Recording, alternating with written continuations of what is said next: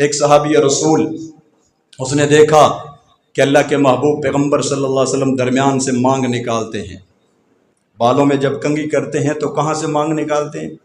درمیان سے۔ اور آج ہماری بیٹیاں، ہماری مائیں بہنیں جب اپنے معصوم بچوں کو بنانے اور سنوارنے کے لیے بیٹھتی ہیں تو انگریز کے طریقے کے مطابق ادھر سائڈ سے نکالتے کہ میرا پپو بڑا سونا لگتا پہ، میرا پپو بڑا سونا لگتا پہ۔ تینوں موت پہندی ہے کہ حضور علیہ السلام کی سنت کے مطابق درمیان سے مانگ نکال اور پھر کہ میرا پپو بڑا سونا لگتا ہے، تجھے اس پہ ثواب بھی ملے گا۔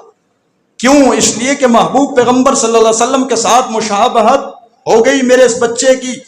محبوب پیغمبر صلی اللہ علیہ وسلم کے بال یوں ہوتے تھے کہ درمیان سے مانگ نکلی ہوتی تھی، میں نے اپنے اس بیٹے کی درمیان سے مانگ نکال کر کے اس کے بال محبوب پیغمبر کے بالوں کے مطابق بنا دیے، اس لیے میرا محبوب، یہ میرا لخت جگر، یہ میرا بچہ مجھے بڑا پیارا لگ رہا ہے، تجھے اس پہ اللہ ثواب عطا فرمائیں گے۔ اللہ اکبر۔ ایک صحابی رسول نے دیکھا کہ حضور علیہ السلام درمیان سے مانگ نکالتے ہیں لیکن اس کے بال کنگرالے ہیں، سخت بال ہے، درمیان سے مانگ نکلتی نہیں ہے۔ بڑی کوشش کی، نہیں نکلی، بالآخر مجبور ہو کر کے انہوں نے ایک لوہے کی سلاخ لی، اس کو گرم کیا، گرم کر کے وہ لوہے کی سلاخ یہاں پھیر دی، لوہے کی سلاخ یہاں پھیر دی۔ کہتا ہے چمڑا جلتا ہے جل جائے مگر محبوب پیغمبر کے ساتھ محبت کا اظہار تو ہو جائے گا نا۔ ہائے ہائے، آج ہم بھی عاشق ہیں حضور کے، اور ایک وہ بھی عاشق تھے۔ اللہ اکبر۔